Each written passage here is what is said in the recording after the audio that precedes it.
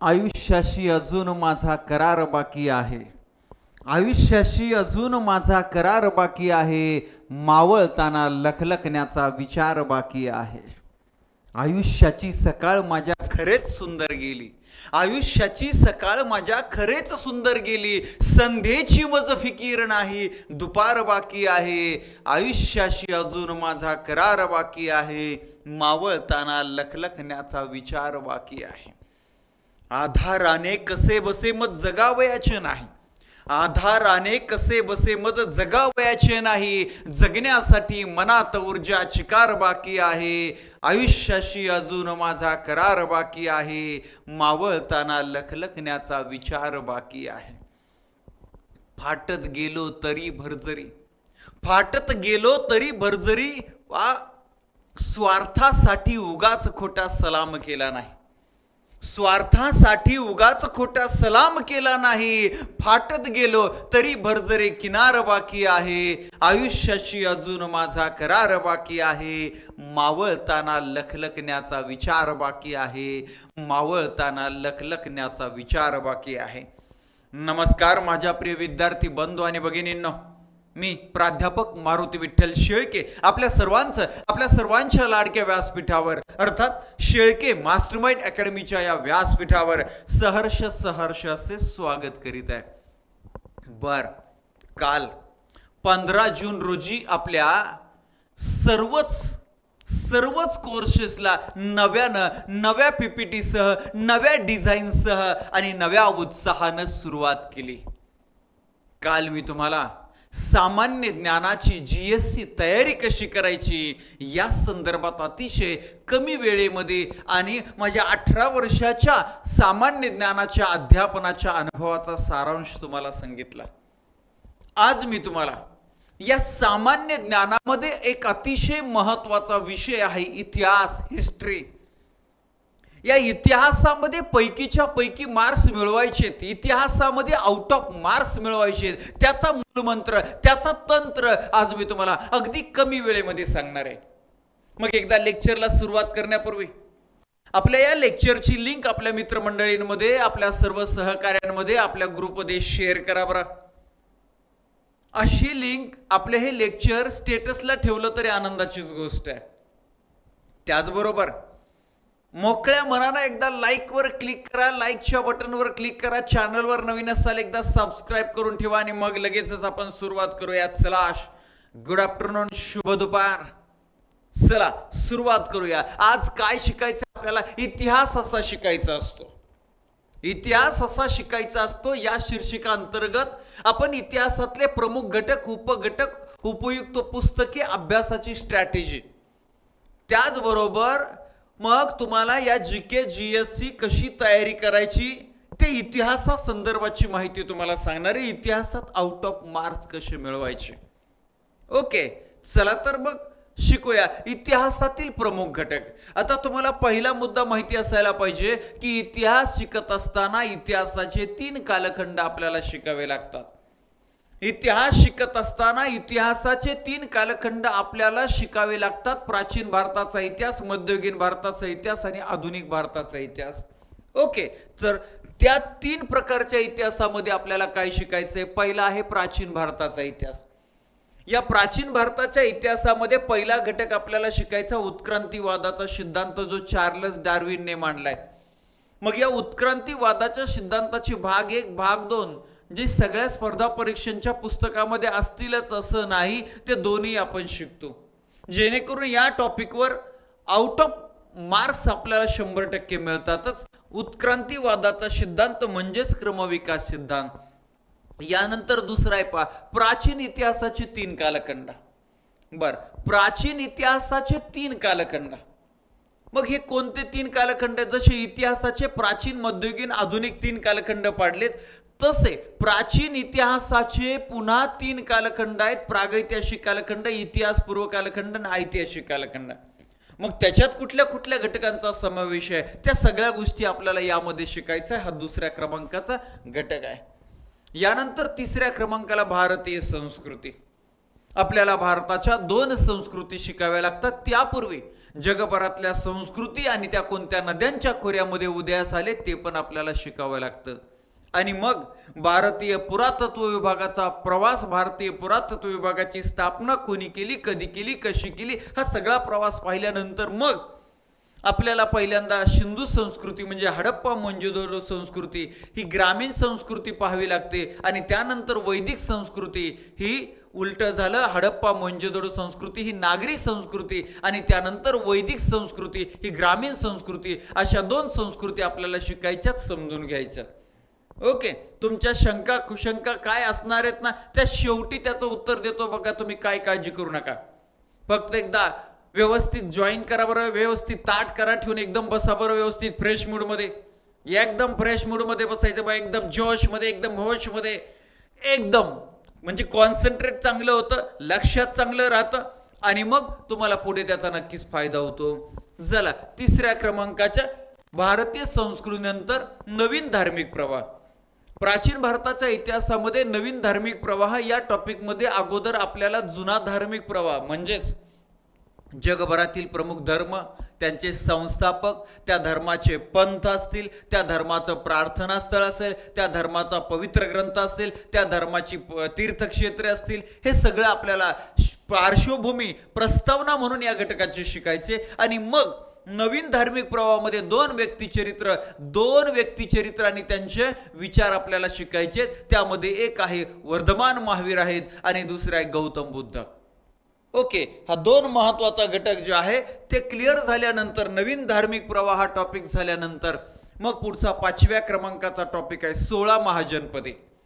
या 16 महाजनपदामध्ये अगोदर आपल्याला आर्यांच्या टोळ्या कशा होत्या, मग त्यामध्ये दशराज युद्ध कसं झालं, मग टोळ्यांच्या खेडे झाले, खेड्यांचं वीसचं जनपदाचं महाजनपद, मग असा हा प्रवास जो आहे तो असा प्रवास. मग त्या 16 महाजनपदामध्ये 16 महाजनपदाच्या राजधान्या कोणत्या, आत्ताच्या कोणत्या देशामध्ये, भारतात असेल तर भारताच्या कोणत्या राज्यामध्ये, हा सगळा भाग आपल्याला 16 महाजनपदे नावाच्या टॉपिकमध्ये शिकायचा आहे बघा. चला, याच्यानंतर आपल्याला पुढे 16 महाजनपदाबरोबरच पहा, इथं 6व्या क्रमांकाला आपल्याला प्राचीन भारतातील वेगवेगळ्या सत्ता आणि साम्राज्य हा जो टॉपिक आहे हा टॉपिक सुद्धा आपल्याला शिकायचा आहे. 7व्या क्रमांकाला प्राचीन भारताच्या इतिहासातील साहित्य जो आहे हा साहित्य नावाचा टॉपिक शिकायचा आहे. असे 7 टॉपिक. आता तुम्हाला खरं सांगू का, तुम्ही आपल्या GSच्या किंवा कुठल्याही कोर्समध्ये जा तर 7 घटक नवीन टेक्नॉलॉजीसह एकदम परफेक्टरित्या रेकॉर्ड करून एकदम सखोल परिपूर्ण लेक्चर मी तुम्हाला ऑलरेडी पाठवले. आता माझं काम असणार आहे की या 7 घटकांवर एक परफेक्ट तुम्हाला सोडवण्यासाठी टेस्ट पाठवायची. कोर्समध्ये ॲप्लिकेशनमध्ये ज्यांनी कोर्स घेतलाय त्यांना ती सोडवता येणार आहे, कधी सोडवायची. त्यानंतर टेस्टच्या विश्लेषणाचं लेक्चर तुम्ही लाईव्हला जॉईन करायचं. संपला विषय. तुम्हाला प्राचीन भारताचा इतिहास, स्टेट गव्हर्नमेंटची, सेंट्रल गव्हर्नमेंटची कोणती बी परीक्षा द्या, पैकीच्या पैकी मार्क्स मिळाले पाहिजे. प्राचीन भारताचा इतिहास संपला, एन्शियंट हिस्ट्री ऑफ इंडिया संपला. याच्यानंतर चला पुढे जायचंय आपल्याला मध्ययुगीन भारताचा इतिहास. मध्ययुगीन भारताचा इतिहास, मेडिएवल हिस्ट्री ऑफ इंडिया, यामध्ये खऱ्या अर्थानं 2 मोठे घटक शिकायचे. त्यातला पहिला आहे भारतावरील परकीय आक्रमणे व भारतातील परकीय सत्ता. यामध्ये काय आहे, यामध्ये पहिल्या आक्रमणापासून भारतावरचे वेगवेगळे आक्रमण आहे, त्याच्यात यश अपयश कसं आलं ह्या सगळ्या गोष्टी. मग त्याच्यामध्ये इसवी सन पूर्व 6व्या शतकातला सायरसचं आक्रमण, मग इसवी सन पूर्व 5व्या शतकामधलं दारियुसचं आक्रमण, मग इसवी सन पूर्व 326 अलेक्झांडरचं आक्रमण, मग इसवी सन 638 ते 712 मधलं खलिफाची 15 आक्रमण आहेत. त्यानंतर मोहम्मद गझनीचं 997 ते 1033च्या दरम्यानचा हे जवळपास 30 ते 30 वर्षाचं म्हणजे 17 आक्रमण तिथं शिकायचे. यानंतर मग आपल्याला मोहम्मद घुरीचं आक्रमण. एवढे आक्रमण झाल्यानंतर मग त्यामध्ये सुलतानशाही पाहिजे. या सुलतानशाहीमध्ये 5 घराण्यांनी राज्य केलं. गुलाम घराणं, खिलजी घराणं, तुगलक घराणं, सय्यद घराणं, लोधी घराणं, असे 5 घराणे. त्याच्यानंतर मग मोगल साम्राज्य शिकायचे. मग या मोगल साम्राज्यामध्ये 15 मोगल सम्राट जे आहेत ते आपल्याला क्रमाने शिकायचे, त्यांच्या काळातल्या घटना. या मोगल साम्राज्याबरोबरच आपल्याला हुमायून नंतर सुरी घराणं सुद्धा शिकायचं, शेरखान सुरी शिकायचा. ओके, झालं. मोगल साम्राज्य संपलं म्हणजे आपल्याला भारतावरील परकीय आक्रमणे व भारतातील परकीय सत्ता हा टॉपिक क्लिअर झाला. आणि त्याच्यानंतर मग छत्रपती शिवाजी महाराजांचा इतिहास. छत्रपती शिवाजी महाराजांचा इतिहास वयाच्या 15व्या वर्षी कुलस्वामिनी तुळजाभवानीच्या चरणावरील फूल उचलून, रायरेश्वराच्या पिंडीवर रक्ताचा अभिषेक घालून, राजमाता जिजाऊंचं महान मंगल आणि देखणं स्वप्न पाहणाऱ्या, ते स्वप्न साकार करण्यासाठी सह्याद्रीच्या दऱ्याखोऱ्यात रक्ताची रंगपंचमी खेळणाऱ्या छत्रपती शिवाजी महाराजांचा राज्याभिषेक. आपल्याला राज्याभिषेक छत्रपती शिवाजी महाराजांचा संपूर्ण इतिहास आपल्याला या टॉपिकमध्ये, या भागामध्ये शिकायचा आहे आणि आउट ऑफ मार्क्स मिळवायचे. एकदम हायटेक पीपीटी सह आपण तो भाग लाईव्ह आणि रेकॉर्डेडच्या माध्यमातून पाहणार आहोत. प्रत्येक टॉपिकवर आपण इथं काय करणार आहोत, प्रत्येक टॉपिकवर आपण टेस्ट घेणार आहोत, म्हणजे त्याचा सराव घेणार आहोत. त्यानंतर मग आधुनिक भारताचा इतिहास, अर्वाचीन भारताचा इतिहास म्हणजे मॉडर्न हिस्ट्री ऑफ इंडिया. या आधुनिक भारताच्या इतिहासामध्ये 16 घटक आपल्याला शिकायचे. यामध्ये पहिला घटक भारतातील परकीयांचे आगमन. मग त्यामध्ये अगोदर त्याची पार्श्वभूमी, काय यावं लागलं त्यांना, काय यावं वाटलं त्यांना भारतामध्ये, पार्श्वभूमी. मग भारतातील पोर्तुगीजांचे आगमन, मग भारतातील डचांचे आगमन, मग भारतातील ब्रिटिशांचे आगमन, मग भारतातील फ्रेंचांचे आगमन. अशा रीतीनं 4 महत्वाच्या देशातले आगमन. डेन्मार्क, स्वीडनवाले बी आले होते पण त्याला काही व्हॅल्यू नाही. त्याच्यानंतर पुढं ब्रिटिशांचा साम्राज्य विस्तार. इंग्रजांनी संपूर्ण हिंदुस्थान ताब्यामध्ये कसा घेतला हे याच्यामध्ये पाहायचंय. मग या ब्रिटिशांच्या साम्राज्य विस्तारामध्ये कर्नाटक युद्ध पाहायचंय, बंगाल विजय पाहायचा, इंग्रज मराठी युद्ध पाहायचं, इंग्रज शीख युद्ध पाहायचंय, म्हैसूरचे युद्ध, असे 5 युद्ध संपले म्हणजे कंप्लीट झालं ब्रिटिशांचा साम्राज्य विस्तार. यानंतर पुढे आहे भारतातील मुद्रणालय, वृत्तपत्र व वृत्तपत्र कायदे. मग छापखान्याचा शोध, त्याच्यानंतर छापखान्याचा शोध ज्याने लावला त्याचा जन्मदिन, त्यानंतर भारतातला पहिला छापखाना, त्याच्यानंतर भारतातलं पहिलं वृत्तपत्र, भारतातला दुसरा छापखाना, या सगळ्या गोष्टी. त्याचबरोबर इंग्रजांनी भारताच्या वृत्तपत्रांवर निर्बंध घालण्यासाठी केलेले कायदे, या सगळ्या गोष्टी या टॉपिकमध्ये शिकायच्या. मोठा टॉपिक आहे आणि त्याला काही लिमिट नाही. खूप खूप वृत्तपत्र त्यावेळेस होऊन गेले, त्यावर प्रश्न येतात. यानंतर 1857च्या उठावापूर्वीचे उठाव, या टॉपिकवर प्रश्न आला तर अनेकांचा चुकतो. संन्यासांचा उठाव, संथालांचा उठाव, हो उठाव, चुहार उठाव, भिल्लांचा उठाव, गडकऱ्यांचा उठाव, अशा अनेक उठाव आहेत. मग ते उठाव कोणत्या कालखंडात, कोणत्या प्रदेशात, कोणी नेतृत्व केलं, अगदी काही महत्वाच्या घडामोडी तिथं घडलेल्या आहेत, त्याही परीक्षेला विचारल्या जातात. ते सगळं आपल्याला या टॉपिकमध्ये पाहायचंय. आणि मग महत्वाचा टॉपिक सुरू होतो 1857चा उठाव. मग 1857चा उठाव कोणत्या वर्षी झाला पोराव? 1857चा उठाव आठवते का? मला साल आठवणार. हा 1857ला झाला नाही का? बरोबर आहे, बरोबर आहे, तुम्ही हुशार आहे राव. ओके, मग 1857च्या उठावाची कारण, का हाणामाऱ्या केल्या बा, का हाणामाऱ्या केल्या, कारण. त्याच्यानंतर 1857च्या उठावातील प्रमुख घटना, त्याच्यानंतर 1857च्या उठावाच्या अपयशाची कारणे आणि 1857च्या उठावाचे परिणाम, असे 4 घटक यामध्ये शिकायचे. वर्ग 1 वर्ग 2ची तयारी करत असाल तर 5वा घटक आहे 1857च्या उठावा संदर्भाचे मतांतर. कोणी म्हणतंय लष्करी उठाव, कुणी म्हणतंय राष्ट्रीय उठाव, कुणी म्हणतंय सामंतांचा उठाव, कुणी म्हणतंय मुस्लिमांचा उठाव, असे वेगवेगळे, कुणी म्हणतंय जनतेचा उठाव, असे वेगवेगळे मतं आहेत. ते मतं सुद्धा वर्ग 1 वर्ग 2ला विचारले जातात, ते माहिती असायला पाहिजे. यानंतर एक मोठा टॉपिक आहे वर्ग 3 वर्ग 4ला, ज्याच्यावर खूप प्रश्न विचारले जातात. भारतातील विविध संस्था, संस्थापक आणि त्यांची काय, खूप आहे, खूप.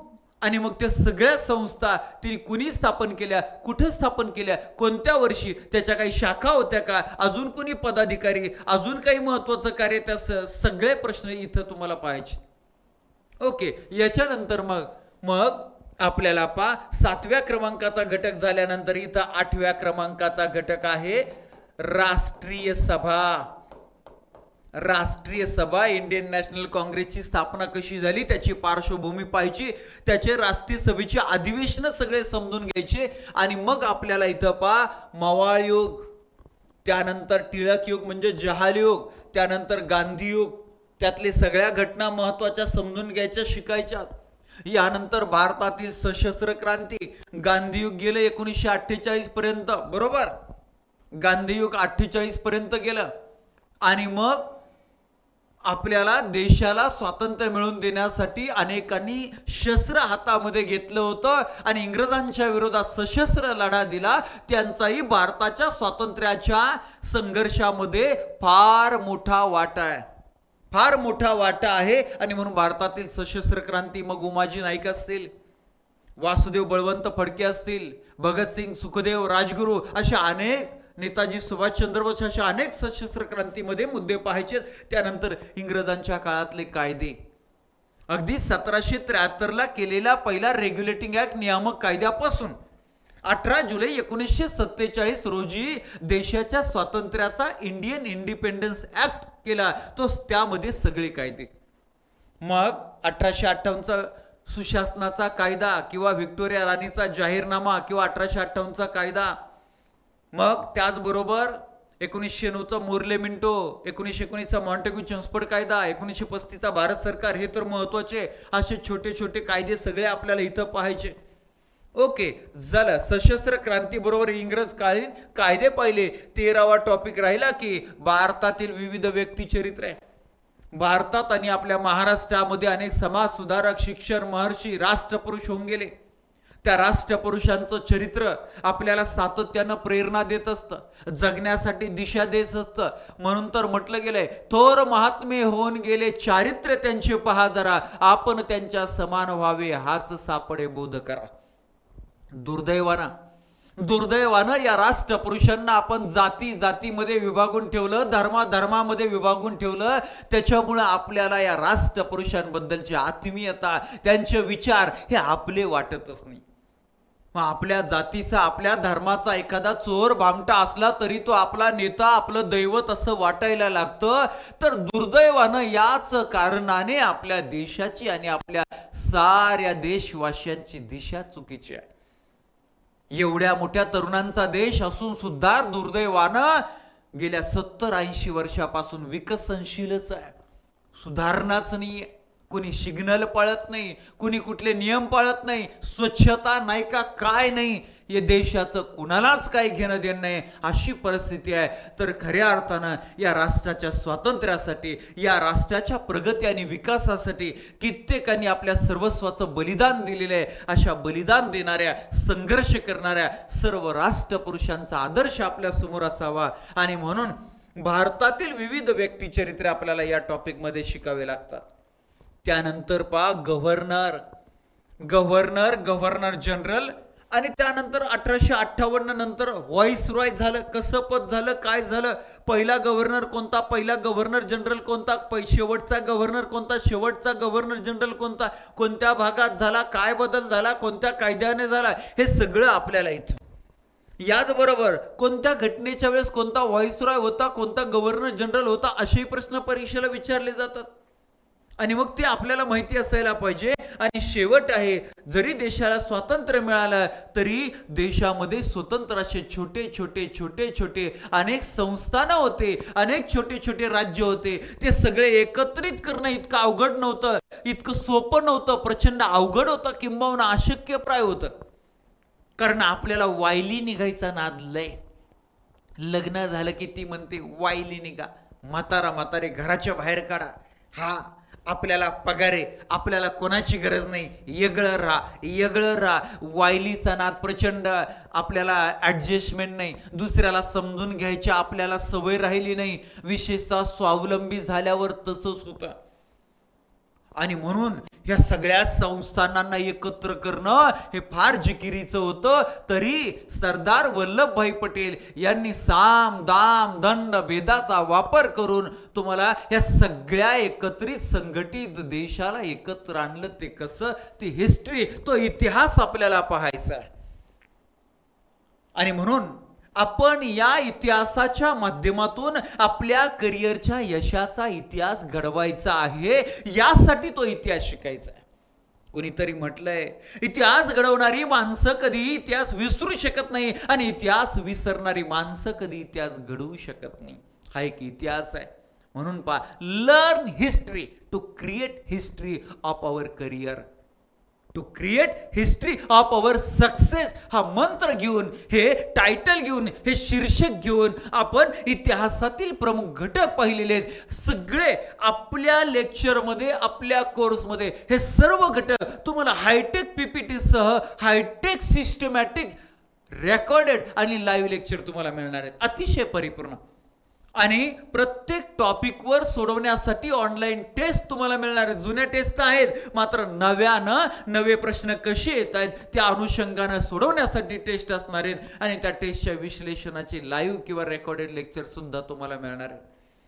अशा प्रकारचे कोर्स आपण 15 तारखेपासून म्हणजे कालपासून सुरू केलेले, आज 16, उद्या 17 जून राजमाता जिजाऊ यांची पुण्यतिथी आहे. त्या पुण्यतिथीच्या निमित्तानं आपण प्रत्यक्ष रायगड जिल्ह्यामध्ये, रायगड किल्ल्याच्या पायथ्याशी राजमाता जिजाऊ यांची समाधी आहे, त्या समाधी स्थळी जाऊन आपण त्या ठिकाणी ही पुण्यतिथी साजरी करून त्यांना अभिवादन करण्यासाठी, अगदी राजमाता जिजाऊ यांचं माहेर शिंदखेड राजा बुलढाणा जिल्हा येथून भव्य दिव्य अशी रॅली काढलेली आहे. ती रॅली 15 जूनच्या रात्री अहिल्यानगरमध्ये मुक्कामी, आपल्या घराच्या शेजारीच मुक्कामी आहे. आणि ती रॅली सकाळी 16ला सकाळी निघाली आणि 17ला त्या ठिकाणी कार्यक्रम आहे. आपण तुम्हाला ऑनलाईनच्या माध्यमातून या पुण्यतिथीच्या कार्यक्रमाचा एक आनंद किंवा या पुण्यतिथीच्या कार्यक्रमाला हजर राहण्याचा एक अनुभूती मी ऑनलाईनच्या माध्यमातून तुम्हाला व्हिडिओच्या माध्यमातून नक्कीच देणार आहे. बर, आपण काल 15 जून रोजी जे कोर्स सुरू केले होते, ज्यांना 15 जून पर्यंत जॉईन केले तरच 1 वर्षाची व्हॅलिडिटी देणार होतो, तुम्हाला माहिती आहे.